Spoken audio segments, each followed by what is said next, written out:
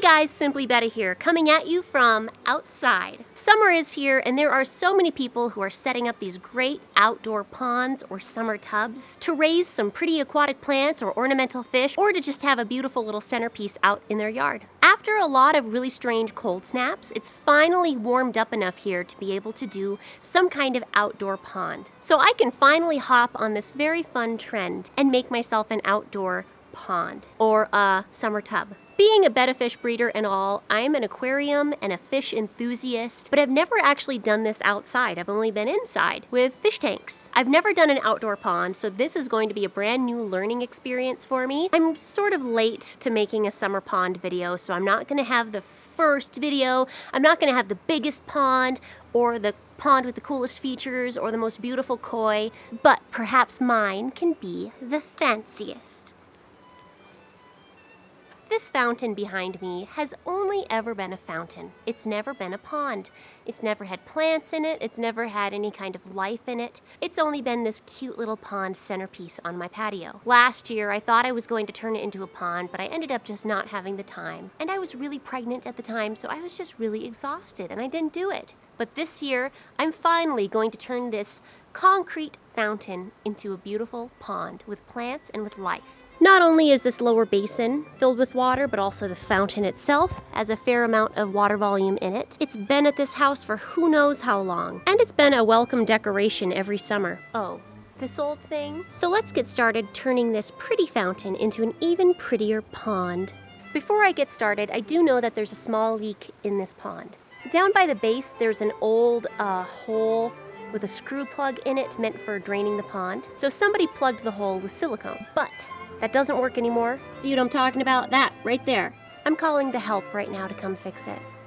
I just sealed up the hole with an epoxy clay. It cures underwater even. There it is. You'll hardly be able to see it. Oh, did I say I did that? I meant the help. The help did that. The pump is located under the fountain, so I'm going to spend a moment taking this little piece of sponge, attaching it to the pump intake. So that way it's not going to suck up any plants or debris or little fish once I put some little fish in. The pump's right down here. Can't really see it. So now I'm gonna fill this up with water. Darling, you're supposed to be at fencing practice. Go on, run along. So before I add my plants, I'll go ahead and fill up my fountain with water. But where do I get all of that water? Yes, can I get about 50 cases? Fiji, preferably.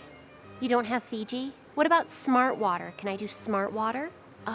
They don't have 50 cases of Fiji or smart water. How do I fill this? I guess I'll just have to use the hose. Ew. Gross. I'm filling this up with water before I add my plants. I'm envisioning maybe gravel in the front to hold down some stem plants with pots of other pond plants scattered around, like maybe a lily right over there, maybe some taller plants in the back, some floaters, some dwarf water lettuce. I'm gonna make it fabulous.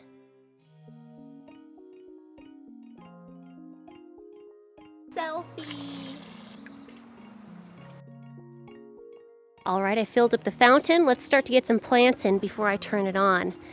Oh my God, cute shoes. I'm trying to think of what I should do first now, and I think maybe I should get my water lily in first. And then the gravel, the various other potted plants that I have. Yeah, let's just start with the water lily. This is a water lily. I got it in the mail. It's a Hermione dwarf water lily, a hardy water lily, a very small size, which I hope would work in a small container like this. This is me opening it for the first time. When we buy a water lily online, how does it come? I really should have consulted my family's botanist before I even started this project. I'll put my soil into the bottom of the container that I'm using. This is an aquatic plant soil. It's what the lady at the pond store sold me. She said it would be great for water lilies, so I trust her. Dirt. Now here's my water lily. I'm going to plant it over to the side here so it grows this way through the pot. I think I'm doing that right. If I'm not doing that right, somebody better comment about it. There we go. The lady at the pond store also sold me some fertilizer tablets, which I'll be putting in. I'll add some gravel at the top just to keep it pretty. Okay, let's put it in. Water slowly go in. Am I doing this right? I don't know. There we go. My first water lily. I hope I did this little plant justice. Fabulous. Now I'll add in some papyrus, which I thought's a really nice looking background plant, just because of how tall and bushy it is, to kind of go behind and to the side. And then this is a dwarf umbrella plant, which is basically a papyrus but smaller. And I thought it'd be nice to put it right at the base of the papyrus to give kind of a more multi-level look. I've decided right behind the lily, I'm going to add some spearwort, or miniature spearwort, I think it's called. It's this cute little flowering plant. Look at those cute little flowers right there. I have a big, beautiful pot of miniature clover. Look at this. This thing is huge. I feel like I'm just gonna plop this like right here. I also got a pot of golden creeping jenny. Let's see, maybe I'll put it over here. Now I'll put some gravel right here. That way I can plant my Ludwigia stems. Here is the Ludwigia, or Ludwigia. I got the red variety. It's a pretty popular plant to put in ponds because of that red pop of color. So I'm gonna stick a bunch of stems down into the gravel before I start to lose the light. Fabulous. The pond's looking really great in this evening light. Now I do have a few more plants that I could use. I have some sweetgrass that did not come in a pot. I have some pink China taro, which is like a miniature dwarf umbrella plant. I also have another little pot of the miniature clover. I have a couple little teeny tiny pots of creeping jenny that fell apart, and also a water celery. I'll stick the little pink taro there for now. Maybe I'll stick this sweet flag kind of down into the water lily pot. I'll stick the water celery right there, because why not? I'll put one of the creeping jennies in the bottom of this pot, and it'll help hide the pot. Another one right there. I think it's time to go turn on the fountain and see what it looks like.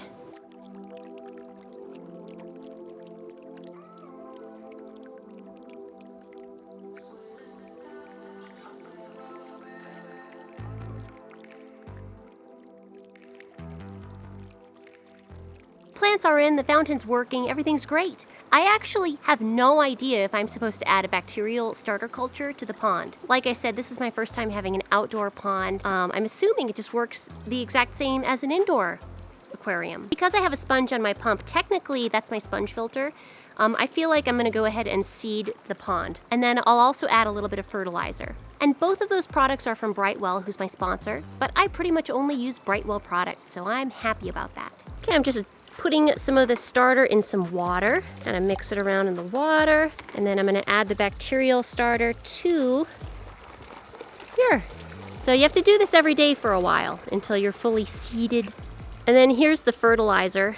Another reason why I'm adding fertilizer is because I'm putting some floating plants in here. I don't really want to put floaters in without any nutrients in the water. I just don't know how good they'd do. And so these beautiful dwarf water lettuce plants are from my inside aquariums. I'm just gonna bring these beautiful little plants right over here, place them about the pond. Thanks so much for watching, guys. Now I want you guys to tell me, how can I make this pond even fancier? How can I make this pond even more fabulous than it already is? If you have a good idea, be sure to leave it in the comments section below. Thanks for watching, guys, and I'll see you next time. Wait, I'm not done yet. So I filmed this video like a month ago. I'm just getting around to editing it, and I have a bit of a backlog right now on the videos. But I have something happening lately, which could potentially be channel altering and hobby altering. And it might be a big deal. This thing that's happening might be a really big deal. I don't quite want to talk about it yet, but I do want to talk about it. So I'm thinking, I have a backlog of videos that I need to work on and just edit and just get done. And I think after I finish those videos, I'm going to announce this channel and hobby altering thing that might be happening to me. Is it good? Is it bad? It's a secret. So stay tuned, maybe for about 5 more videos, and then I'll talk about it. Catch you later.